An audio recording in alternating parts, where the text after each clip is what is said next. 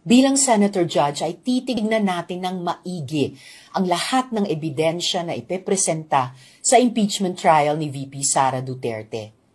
Nung nanumpa kami bilang Senator Judge, naging tungkulin namin sa Senado na suriin at bumoto ayon sa bigat ng ebidensya na ilalahad ng magkabilang panig sa impeachment trial, kakampi man o kritiko ng pangalawang Pangulo.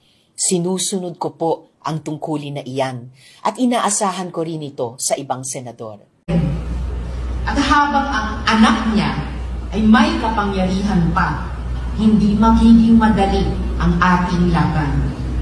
While VP Sara is in power, the threat of a full-blown Duterte comeback is still a very real and present danger. At habang ang anak niya ay may kapangyarihan pa, hindi magiging madali ang ating laban. While VP Sara is in power, the threat of a full-blown Duterte comeback is still a very real and present danger